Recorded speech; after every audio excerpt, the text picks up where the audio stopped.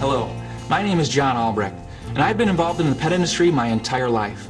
I have worked as a professional groomer, breeder, and even as a wholesale distributor of pet foods.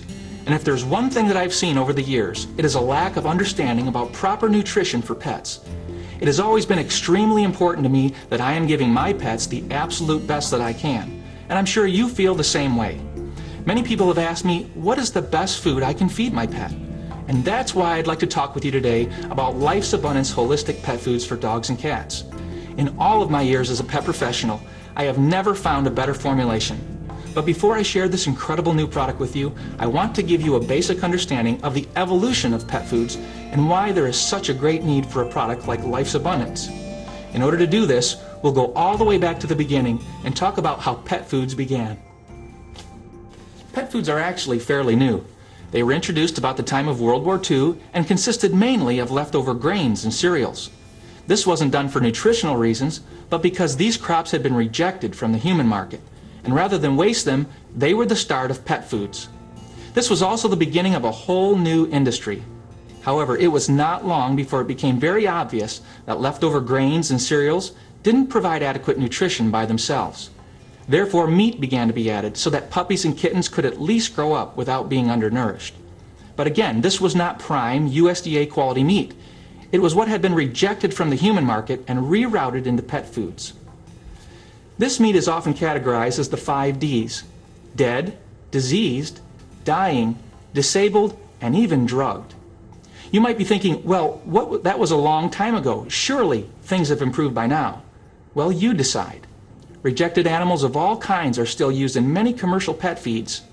Ground up bones, feathers, and heads are still used as protein sources. Hard to digest grains and fillers are still used, as well as powerful chemical preservatives to maintain long shelf life. And our beloved animals are still suffering from shortened lifespans, as well as a variety of nutritionally related diseases. Did you know that dogs and cats have the genetic potential to live well into their 20s? Yet most die between 13 to 15 years of age. We feel this is due to poor nutrition. We invite you to take the Life's Abundance Challenge. Compare our all-natural, holistic diet to whatever food you're using now. In the next few minutes, I'll be providing you with a list of criteria that you should follow when choosing the best food for your pet. If your food falls short in any category, you need to switch to Life's Abundance today. In order to do this, you'll need to be aware of how to read a pet food label.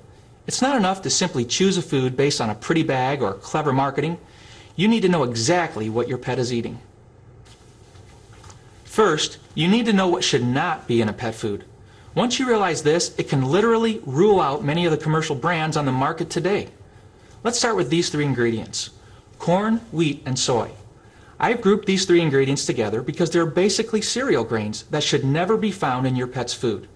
They're used mainly to increase the percentage of protein in the guaranteed analysis, but they are highly indigestible.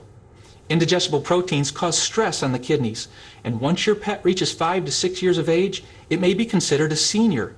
Why? Because of all of the stress placed on the kidneys through low-quality protein sources.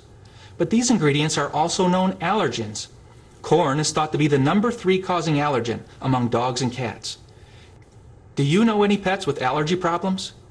Many pets with allergies often wind up on drug therapies, when all they may really need is a better diet. These ingredients come in a variety of names, such as ground yellow corn, corn gluten meal, whole grain corn, ground whole wheat, whole grain sorghum, wheat flour, and others. This renaming is usually done to hide the fact that these cereal grains may actually be the main ingredient when combined together.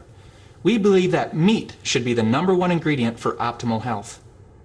Next, we'll look at byproducts. Byproducts are a common ingredient in many pet foods, but what are they? Byproducts are similar to corn, wheat, and soy in that they are indigestible protein sources. Byproducts can include intestines, chicken heads, duck bills, fish heads, chicken and turkey feet, hides, feathers, and bone. These are parts of the animal that are not fit for human consumption. Byproducts do not have to contain meat, and byproducts can include diseased and contaminated slaughterhouse meat and hair. Is this the kind of nutrition that you think is right for your pet? Yet many pet foods on the market today contain byproducts in their list of top ingredients. Another undesirable ingredient would be meat and bone meal. What is meat and bone meal? Certainly this sounds good, but is it? Meat and bone meal can legally include dead pets and animals from roadkill or vets' offices that have been ground up in rendering factories. These animals may have been euthanized or have been treated with antibiotics or steroids. These animals may have died from all sorts of diseases, trauma, or natural causes.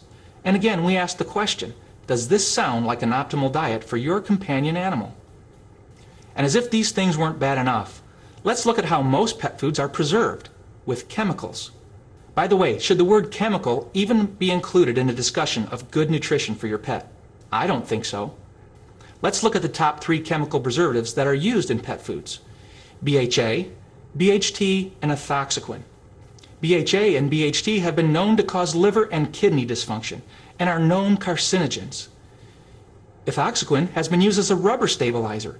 So why do pet food companies use these powerful chemicals when there are clearly natural alternatives? The answer is easy. These chemicals can provide pet foods with a 2-year shelf life or greater. This gives the ability to produce mass quantities of food, which saves on manufacturing costs and creates more profits.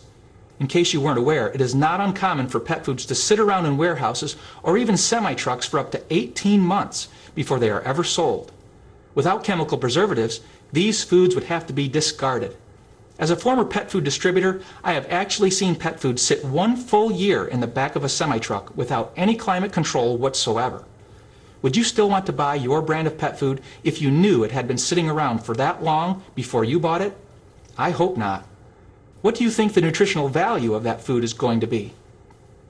And we could go on with the list of ingredients that have no place in your pet's food, like artificial colors and flavors, sugars or corn syrup, beef tallow or animal fat, which is lard, animal digest, and more.